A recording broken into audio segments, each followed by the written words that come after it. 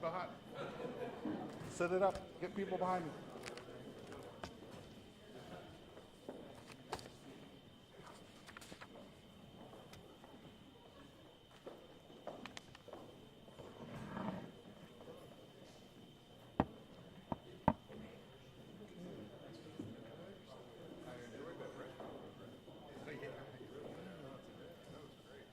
Are we good to go? Good to go? All right. Welcome. As you, if y'all aren't aware, we had a commissioner's court that started at 9 o'clock. The time is nearly 4:30 p.m., so I'm appreciative for all those that, I don't know if y'all waited the entire time or y'all just showed up, but for most of us, especially our county commissioners, it has been a long and eventful day. And for this particular press conference, we're going to focus in on the next-gen flood warning system that the court took up and has approved. So without further ado, I want to introduce David Smith, our Bexar County manager, Jeff Coyle. I'll ask that you be here and speak of the city of San Antonio, and Jim Campbell, the chairman of the board, on behalf of the San Antonio River Authority. Mr. Smith, you have the floor. Thank you, Judge. Shortly after the events of Vital Creek, the judge's office asked for the River Authority to prepare an analysis of what they thought actually happened that morning. That analysis was done fairly quickly. Thank you, Derek, and your team, Jim. When I read it, though, what struck me is how good their modeling of Vital Creek from a hydrology standpoint appeared to be. So I called a meeting with Derek and said, Derek, can we do that same level of modeling countywide? And he said, not only can we are in the process of doing it and should be done in reasonably short order. So then I asked him the next question. If that modeling can tell us what's going to happen, I'll make up an example, say on Helotes Creek, if it rains 1 inch an hour for 3 hours, or 2 inches an hour for 3 hours, or 3 inches an hour for 3 hours. If that modeling could be done beforehand and be in place, what would you need to essentially develop a predictive set of predictions that we could look to every time there was a rain event? And he said, we'll need to update some of the modeling. We'll need to update some of our sensor technology to be fully effective. We'll need to update some of our road barriers, automated and otherwise, and we'll need protocols in place where we have to send people to physically close the low water crossing, but Derek already has a meteorologist on call. They are on call anytime we receive a National Weather Service flood watch or warning, and they're watching. So with that modeling having already been done, they could be looking at real-time data from our rain sensors as well as radar, both current and predictive, and see that, again, for example, on Helotes Creek, it's raining 2 inches an hour, and our modeling says that if it continues like that for, I'll make it up, 2 hours, those low water crossings on Scenic Loop will flood. Then, with that information, alerts, signals can be sent out, but more importantly, if necessary, radios can be used to tell the appropriate responding agency, let's say it's Helotes PD, you've got 90 minutes to close those low water crossings before the flooding happens. With those protocols in place, much like Union Pacific does at their railroad crossings, we could essentially take the decision out of the motorist hands about whether they should even try or attempt to get over that low water crossing. And I believe that has the potential, if we just give Derek the resources he needs, to be a life-saving and game-changing way this community addresses flooding. So with that, I'll turn it over to Jeff Coyle from the city. Thank you, David. Thank you, Judge. We appreciate you including us, inviting us here today. I'm Jeff Coyle. I'm one of the assistant city managers for the city of San Antonio. My colleague, John Paterick, oversees our Public Works Department and our stormwater efforts, and so I wanted to recognize him. And really wanted to mostly recognize and acknowledge the partnership that is happening here today, the regional perspective that the leaders in this room are exhibiting today. The whole reason the Bear Regional Watershed Management Plan and group was created years ago was for this purpose, for the city, the county, the river authority, the suburban cities within Bexar County to be working together on flood control, because, as Derek said in the meeting, the floodwaters really don't care where our political boundaries lie. We were invited to a meeting a couple of weeks ago with the county and river authority where the river authority laid out its vision for this next generation warning system at all the low water crossings across the city and the county. And we agreed 100% that this is the direction we need to go. It will immediately save lives in the next major weather event. And so we took that information and began lobbying our state legislature during the special session to come up with funding to be able to do this immediately. Now, as the county's taken action today to move forward with it to be funded locally, it allows us to move on with the state and ask for other priorities that we have. So this is an example of Bexar County really taking a lead in flood control, as it has always done in the state. We're very grateful. We're happy to be a partner and appreciate you guys doing this. Thank you. Jim Campbell. Good afternoon. My name is Jim Campbell. I'm chairman of the board of directors of San Antonio River Authority. First, I want to thank Bexar County and the city of San Antonio for participating in this initiative. In particular, I want to recognize the county and David Smith and the judge for pushing forward with the actual dollars that are going to get this third generation of flood mitigation going. River Authority's mission includes protection and management of the San Antonio River, not just in Bexar County, but in Wilson, Karnes, and Goliad counties as well. But we also coordinate and are in conversation and collaboration with counties to the north, Bandera, Comal, Kendall, and Medina. And it's those dollars that Mr. Coyle was just mentioning that may be able to go and include those 4 counties in our overall system as well. And it's been mentioned before that we have a Bear Regional Watershed Management Program started in 2002. I participated in the creation of that program, and little did we know at that time that years later the Texas legislature would recognize it as the model for the rest of the state.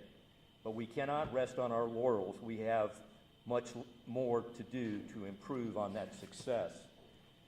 The River Authority will lead the technical aspects of this initiative, using our science and engineering experts to create updated flood maps in collaboration with the Federal Emergency Management Agency, FEMA. We will monitor and maintain the next generation flood warning system to ensure sensors and radars are working as they should. Updated sensors will more quickly transmit data, informing BexarFlood.org, and the Waze navigation app and other navigation apps, hopefully in the future, to alert the public of high water.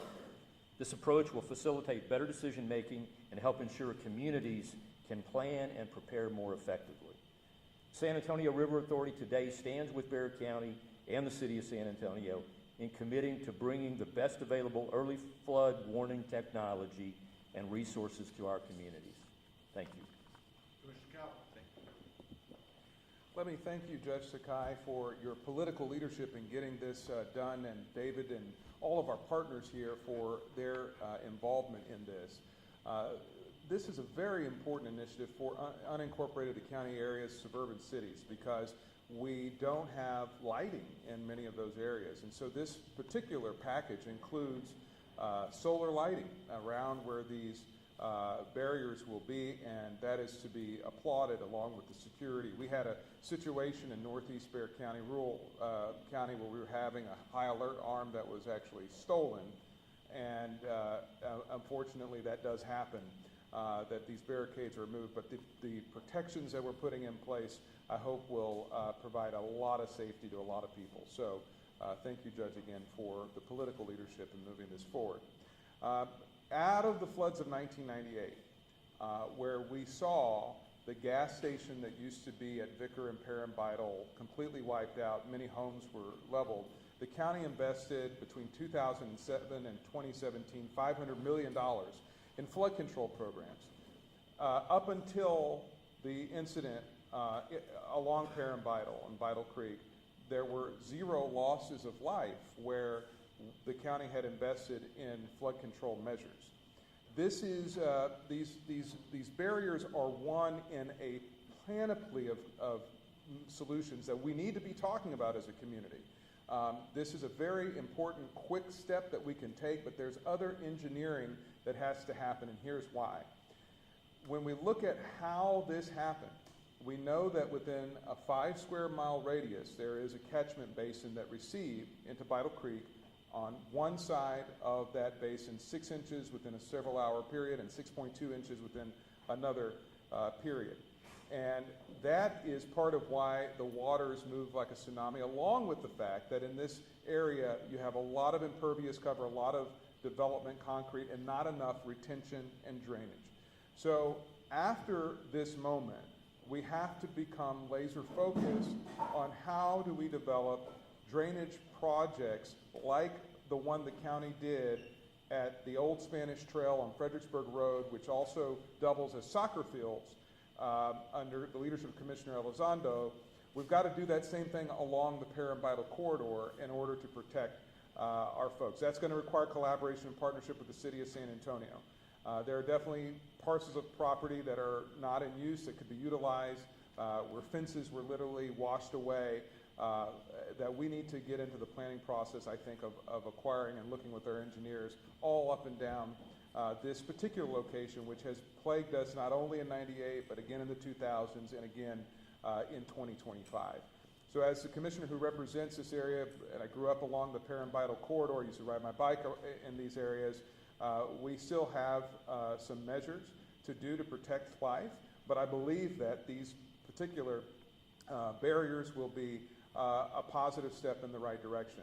But one of the things culturally we have to do is, from the business community, we've got to let our employees know that if there are these flash floods and these rains, we don't need to send our employees to work on that time. We need to ask people to stay home and be safe because you will save lives. So thank you, Judge, again, and all the partners who are here today. Commissioner Moody.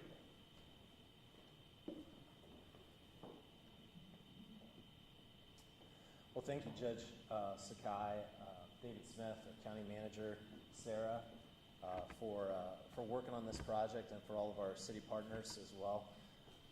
This is a huge step forward, and I think that there's, as I laid out in court today, we can focus on flood mitigation when it comes to protecting property. We can focus on,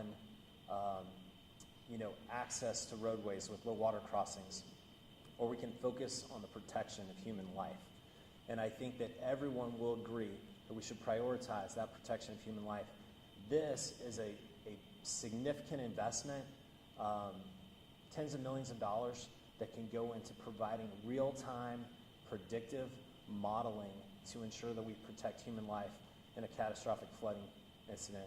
Obviously, our thoughts and prayers have been with those who were impacted by the tragic floods on Perrin Vital, those in the Hill Country, in Kerrville, along the Guadalupe River. This is a high return on investment for Bexar County tax dollars. And I look forward to working with the city of San Antonio, our surrounding counties, to really invest in this space and then figure out what else we can do. But this is a foundational investment that I think we need to prioritize, that makes sense and will truly protect human life going forward. So thank you. Thank you. All right, at this time, we have subject matter experts here. Art Reinhardt, our public engineer, I think Derek Bays and your staff is here. Also at the city, I think you have some subject matter experts. At this time, we'll open up for question and answers, but if there are any specific questions in regards to this particular activity, we do have the subject people that will discuss. First question. Judge, can someone put the soundbite how this system works? The monitor is triggered and then the signal goes where? Let me me have the River Authority. You're the subject matter experts. You got a question there? Yes, sir. So, in short, you have rain gauges and stream gauges that are placed strategically throughout the county. Those feed information electronically through a signal to a central place. That information is collected, and then it eventually will get to our predictive flood model, which can, as we work with our new funding and this effort from the county and the city, to speed up that process as technology has changed. But it allows us to understand faster where the rain, what the rain is doing, what the downstream impacts are going to be, which allows us to talk to the emergency management community and the first responders to help them get out in the field or make those life-saving decisions. Judge, Yes. how much money is the county putting into this, and how much money is the city of San Antonio putting into this plan? We'll just respond to this county. So, the direction I received today is for certain to address the funding needs that are for the unincorporated area and our suburban cities, which the River Authority estimates to be 10 million. They estimate the cost for the system within the city of San Antonio to be 11 million. We'll start with the 10. We welcome partnerships, but at the end of the day, I believe my direction from the court is the River Authority will have the 21 million it needs, whether it comes from us, the city, the state, or whoever. They're going to have the money to make sure Bexar County residents and citizens are protected.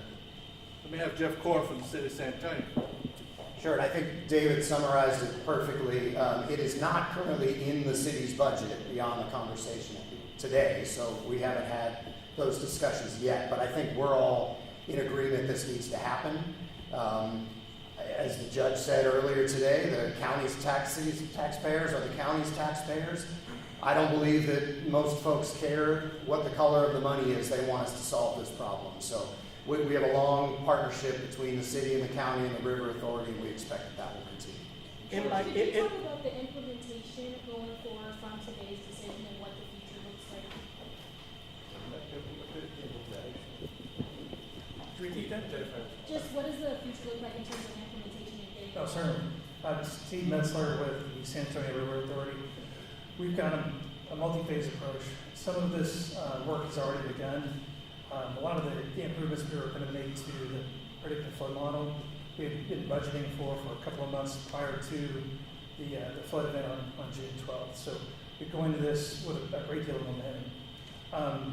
And there's a few things that we're going to be able to tackle over the next 6 months, and then from 6 to 12 months out, and then overall within 24 months. We'll be able to, the activities we're taking on right away are bringing up any gauges that are out of service back online, and then we're going to bring in, currently the folks that work on finding out some triggering levels, flood elevations, not only when it crosses the road, but also when it is potentially significant downstream impacts. And we're going to find out what those elevations are, put those in so we can get advanced warning to the emergency first responders. Right now, like I said, it's just only stream crossings that we have activated. We're taking that as kind of a pattern after the National Weather Service that has actionable levels at all the stream gauges that they operate. That's actionable, minor flood, major flood, and catastrophic flood. And so we'll be adding that kind of information to all of our stream gauges. How Next many question. gauges are in, do we have in Bexar County? And you mentioned some are out of order. How many are out of order right now? I think there's, right. Our Public Works Director for Bexar County. So a quick resource is bearflood.org. You go there, you'll see approximately 200 gauges and aware crossings across the county region. Roughly about 30 are inactive for various reasons, maintenance, vandalism, exclusion, etc. Next question. Yes. What were some of the takeaways from the River Authority's assessment of the floods on June 12th, and when will those be made available to the public? Our assessments were put into a memorandum that's already been sent to the Bexar Regional Watershed Management Team. So that's public record. It was a memo that was sent to the city and the county as well. So you can find those, the conclusions, the assessment, analysis, and conclusions are all in that report. Next question. No, anybody else? All right, back to you, man. Judge, how would this system have prevented those deaths in June? Could it have prevented those deaths in June? Let's take that one on. Derek. Yeah, so Derek Bates, GM of the River Authority. So I just want to say something that I said in front of the court too. You can never eliminate risk. You can work towards mitigation, but you can never fully eliminate the risk. But if such a system had been in place in June, it's possible that the turnaround time for the predictive flood model would have been faster, and there were additional number of gauges with better sensors and additional readings would have fed faster and potentially allowed first responders to see what was going on and maybe block that road. That is a whole lot of what ifs. But that is what we are striving for with this investment and this partnership, is to get ahead of that curve as much as we can to help prevent future deaths, prevent those future high water rescues, and help keep people out of harm's way. Let's take one or two more and we'll wrap it up. Anything else? Before this plan and project is put in place 100%, and to avoid, hopefully never happens again, but to avoid what happened that day, are there any extra measures being put into place by the San Antonio River Authority to mitigate maybe if something like that happens again right now at this moment? Do we have any other mitigation revenues? I mean, those things take investment. You're talking about additional mitigation remedies that are in place now. So what we've been talking about is we know that there are more gauges and non-proprietary gauges that are needed. Our software that we use for predictive flood modeling, we put into effect a little over 4 years ago. Technology changes, and it's that time. So we are in the midst of that process. This funding and partnership with Bexar County and the City of San Antonio will allow us to progress faster. I have engineers, whenever there's a National Weather Service alert, that they are watching the weather, they're watching the reports, they are running the model so that they can feed information directly to the emergency operations centers. Those are happening now. So we are doing our best, and the faster we can move, the faster we can keep people safe. Do you guys have a estimated timeline of when this will be a completed project rather than going through steps? Roughly, it depends on which phase you're talking about. Our intent is the first 3 to 6 months to get gauges up and running and to improve what the data that they're sending right now. We think with some programming we can get there.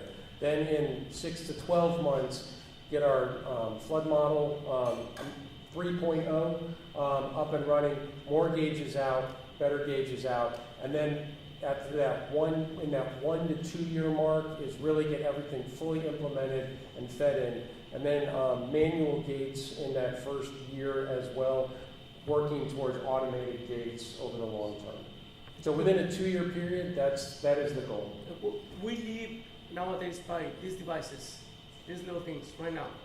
Is there any way, whatever is found right away, everybody gets this right here? Antonio, it's a great question, and it's a question I asked out loud. Hey, we have all these warnings, but I believe we kind of have warning fatigue, and a lot of people turn off the warnings. A lot of people disregard it, especially when they're sleeping. So one of the things I suggested, just as a simple matter, how about an old siren? But maybe that works in a rural, smaller area. How's that going to work in San Antonio? So this is just the first step. We're going to have to get a next-gen flooding award warning system into place. Then I'm going to be looking upon our Office of Emergency Management, our Public Works, that are going to have to figure out how do we get this information to individuals? How do we educate the public? We have to have a process from these warnings that this system will give to either individuals, to our first responders, to our partners, the City of San Antonio. How can we get the crews out there? Public Works is ready to go at any moment's notice to put out barricades.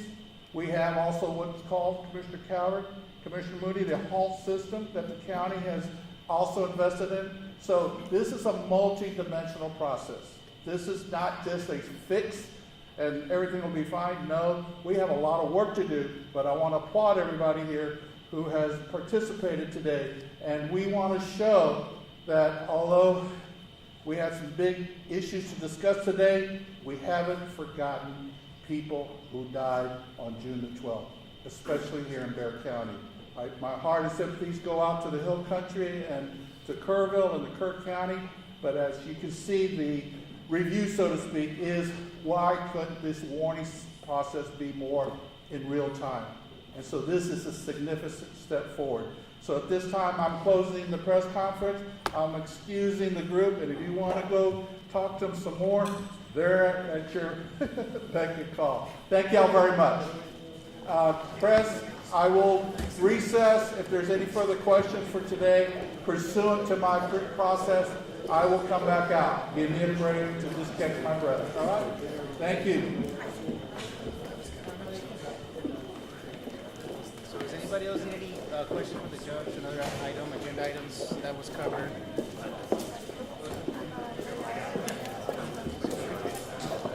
Claro. Sí, ahora sí me pueden aceptarse ustedes. It's individual.